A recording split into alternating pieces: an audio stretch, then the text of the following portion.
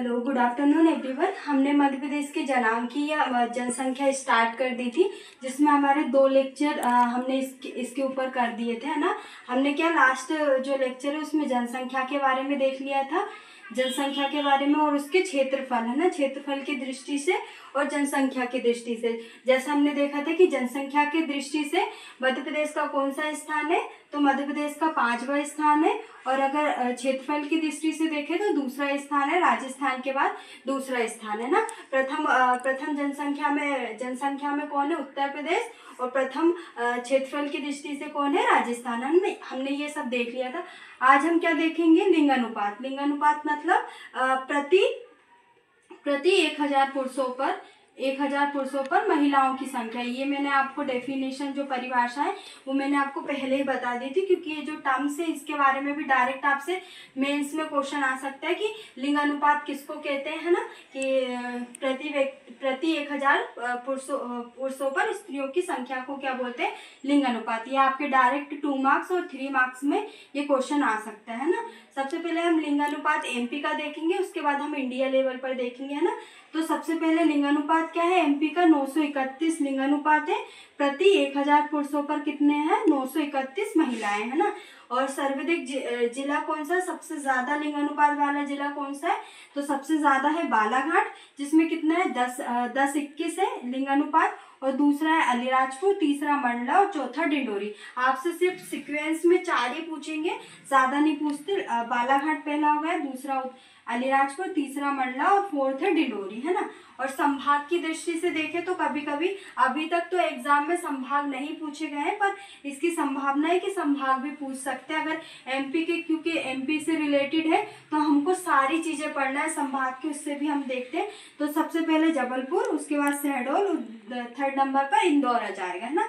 तो 3rd number पर हमारे इंदौर है। और अगर सर्वाधिक जिले की बात करें तो बालाघाट, अलीराजपुर, मंडला और डिंडोरी, है ना। और अगर संभाग में तो जबलपुर, शहडोल और इंदौर, है ना। और अगर न्यूनतम जिले की बात करें तो न्यूनतम किसमें है, भिंड में, है ना। सबसे ज्यादा कहाँ, बालाघाट में 10-21 और सबसे कम कहाँ पे, भिंड में 837 है। कितना है लिंगानुपात, 837 है। उसके बाद मुरैना है, ग्वालियर है और दतिया। ये उत्तर मध्य प्रदेश के राज्य हैं, मुरैना, ग्वालियर और दतिया, है ना। और भिंड भी, ये सब क्या है, उत्तर में क्या लिंगानुपात सबसे कम है ना। भिंड में क्या 837, मुरैना, उसके बाद ग्वालियर, फिर दतिया, है ना। और न्यूनतम संभाग की बात करें तो चंबल, ग्वालियर, सागर, ये भी क्या है, उत्तरी मध्य प्रदेश में।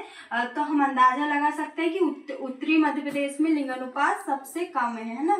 और सबसे ज्यादा ग्रामीण लिंगानुपात कहाँ पर है, तो अलीराजपुर में सबसे ज्यादा दूसरे नंबर पे। तो ग्रामीण क्षेत्रों में सबसे ज्यादा लिंगानुपात कहाँ पे, अलीराजपुर में। और न्यूनतम कहाँ पे है, भिंड में है। और सर्वाधिक नगरीय लिंगानुपात कहाँ पर है, तो बालाघाट में। आपसे ये डायरेक्ट क्वेश्चन पूछ सकते हैं कि सर्वाधिक ग्रामीण लिंगानुपात कहाँ पर है, तो अलीराजपुर में। और सर्वाधिक नगरीय लिंगानुपात कहाँ पे, बालाघाट में। तो आप इससे ऐसे याद रख सकते हैं, सबसे ज्यादा कहाँ पे, बालाघाट में, तो नगरीय कहाँ पे, बालाघाट में। और सबसे ज्यादा ग्रामीण कहाँ पे, अलीराजपुर में। और 2nd नंबर पे हमारा क्या, अलीराजपुर आता है ना।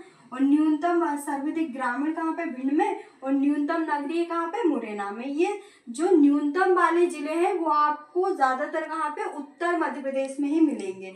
अब हम नेक्स्ट पढ़ेंगे शिशु लिंगानुपात, है ना। शिशु लिंगानुपात मतलब क्या होता है, 0 से 6 वर्ष की आयु के बच्चे, है ना, जिसमें क्या, जो बालकों की तुलना में प्रति 1000 बालकों की तुलना में बालिकाओं की संख्या को क्या बोलते हैं, शिशु लिंगानुपात। तो मध्य प्रदेश में शिशु लिंगानुपात कितना है, 918 है। ये 2021 में भी इतना ही था। और इसके बारे में मुझे कंफर्म नहीं है, बाकी क्या है 2011 में क्या 1928 है ना। और ग्रामीण क्षेत्रों में कितना, 930 मतलब ज्यादा है। और नगरीय क्षेत्रों में कितना है, 901। डायरेक्ट आपसे क्वेश्चन पूछ सकते हैं कि शिशु लिंगानुपात कितना है, तो 918 है। और ग्रामीण क्षेत्रों में कितना है, 930 है। और नगरीय क्षेत्रों में कितना है, 901 है ना। और हम सबसे पहले जो लिंगानुपात, सर्वाधिक लिंगानुपात, शिशु लिंगानुपात देखते हैं तो कहाँ पे सबसे ज्यादा शिशु लिंगानुपात कहाँ पे, तो अलीराजपुर में है। कितना है, 975 है ना, कितना है 975। उसके बाद मंडला और डिंडोरी, ये दोनों साथ में आपको कंफ्यूज कर देगा कि मंडला डिंडोरी, दोनों में से आप सब कोई भी ऑप्शन आए तो मंडला डिंडोरी दोनों है ना। उसके बाद बालाघाट आ जाएगा, फिर बैतूल आ जाएगा ना, ये सर्वाधिक है ना शिशु। और न्यूनतम शिशु लिंगानुपात कहाँ पर है, तो न्यूनतम कहाँ पे, मुरैना में 829, और दूसरे नंबर पे ग्वालियर, भिंड और दतिया। ये जो न्यूनतम है ये आपको कहाँ पर मिलेंगे, उत्तर मध्य प्रदेश में। तो आपके लिए याद करने में बहुत इजी रहेगा कि जो न्यूनतम लिंगानुपात है या शिशु लिंगानुपात हो गया या लिंगानुपात हो गया, ये कहाँ पर है, न्यूनतम उत्तर मध्य प्रदेश में है ना। और सर्वाधिक ग्रामीण कहाँ पर है, तो अलीराजपुर में है। जैसे हमने सर्वाधिक क्या, ग्रामीण, सर्वाधिक ग्रामीण शिशु लिंगानुपात भी कहाँ पे, अलीराजपुर में। और सर्वाधिक ग्रामीण लिंगानुपात भी कहाँ पे, अलीराजपुर में। और सर्वाधिक ग्रामीण शिशु लिंगानुपात भी कहाँ पे, अलीराजपुर में है ना। और न्यूनतम कहाँ पे, मुरैना में, ये उत्तर मध्य प्रदेश के राज्य है, वो जिले हैं सॉरी। और सर्वाधिक ग्रामीण का नगरीय कहाँ पे, डिंडोरी में। और न्यूनतम कहाँ पे, मुरैना में। तो इसमें आपको याद रखने के लिए इजी रहेगा कि जो शिशु लिंगानुपात है वो न्यूनतम ग्रामीण भी मुरैना में है और न्यूनतम नगरीय भी कहाँ पे, मुरैना में है ना। अब हम इसका इंडिया पर देखते हैं ना, तो एमपी में कितना है लिंगानुपात, 931 है। और इंडिया में कितना है, 943 है ना लिंगानुपात। अगर हम इसके सर्वाधिक सबसे ज्यादा जिलों की बात करें कि कहाँ पर है लिंगानुपात, तो केरल में है 1085।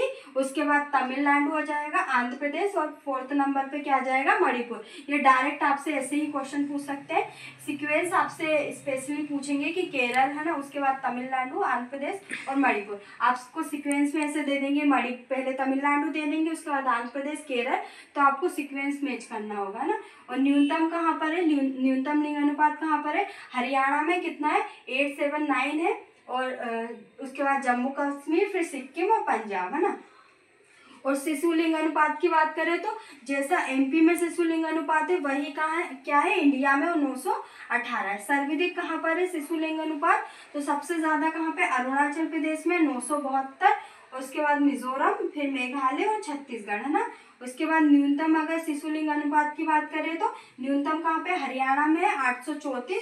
उसके बाद पंजाब, फिर जम्मू कश्मीर, फिर राजस्थान है ना। तो बस आपको ये याद रखना है कि लिंगानुपात एमपी में कितना है, 931 एमपी में है। और इंडिया में कितना है, 943। और शिशु लिंगानुपात एमपी में कितना है, 918। ग्रामीण क्षेत्रों में 930 है और शहरी क्षेत्रों में 901 है। वहीं अगर इंडिया की बात करें तो शिशु लिंगानुपात 918 है। और सबसे ज्यादा लिंगानुपात कहाँ पर है, हमारा बालाघाट में। और सबसे कम शिशु लिंगानुपात कहाँ पे, भिंड में है। और अगर ग्रामीण क्षेत्रों की बात करें तो सबसे ज्यादा अलीराजपुर में है।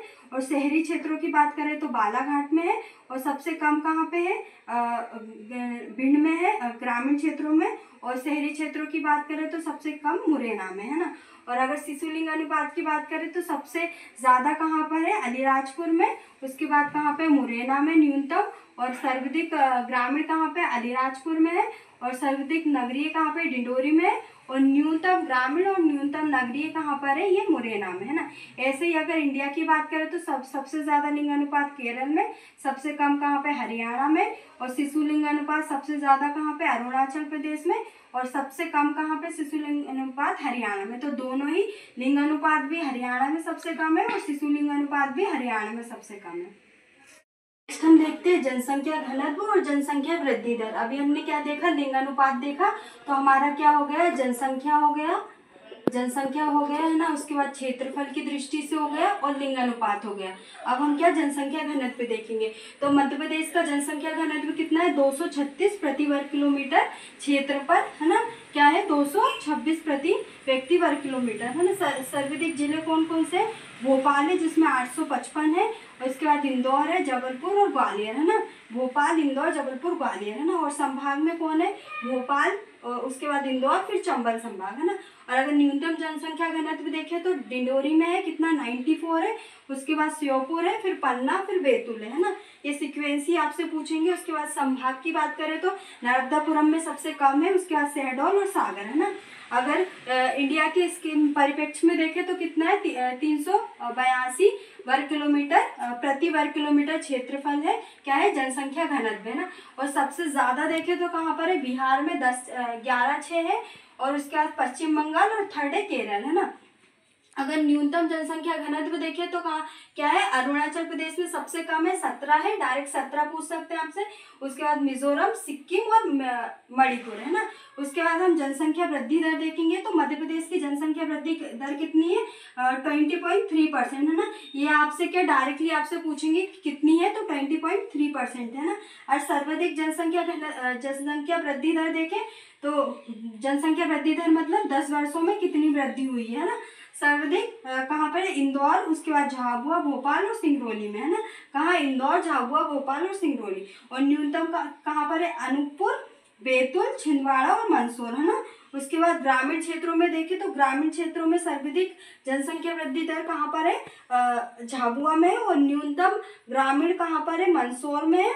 मंदसौर और अनूपपुर, है ना, दो ऑप्शन आपसे आ सकते हैं कि मंदसौर और अनूपपुर, है ना। और नगरीय जनसंख्या वृद्धि दर कहाँ पर है सबसे ज्यादा, रायसेन में, और न्यूनतम कहाँ पे, अनूपपुर में, है ना। तो ग्रामीण कहाँ पे, झाबुआ में, और न्यूनतम कहाँ पे, मंदसौर, और नगरीय कहाँ पे, रायसेन में, और न्यूनतम कहाँ पे, अनूपपुर में, है ना। अब हम इसके एमपी इंडिया के परिप्रेक्ष्य में देख लेते हैं तो कितनी है जनसंख्या वृद्धि दर, 17.7%, है ना। कितनी है, 17.7%, मतलब एमपी से कम है ना। सर्वाधिक अगर देखें तो क्या है, मेघालय है, उसके बाद अरुणाचल प्रदेश, बिहार और जम्मू कश्मीर। आपसे ये डायरेक्ट क्वेश्चन पूछ सकते हैं ना। तो न्यूनतम कहाँ पे, नागालैंड, उसके बाद केरल, उसके बाद गोवा, फिर अरुणाचल प्रदेश। तो हमने अब क्या देख लिया अभी तक, जनसंख्या, क्षेत्रफल, लिंगानुपात, जनसंख्या घनत्व और जनसंख्या वृद्धि दर, है ना। जनसंख्या देख लिया ना, क्षेत्रफल देख लिया, क्षेत्रफल के बाद हमने लिंगानुपात देख लिया, लिंगानुपात में भी क्या देख लिया, लिंगानुपात में भी क्या, शिशु लिंगानुपात भी देख लिया हमने। उसके बाद जनसंख्या घनत्व देख लिया, जनसंख्या घनत्व देख लिया। उसके बाद जनसंख्या घनत्व के बाद जनसंख्या वृद्धि दर, जनसंख्या वृद्धि दर, है ना।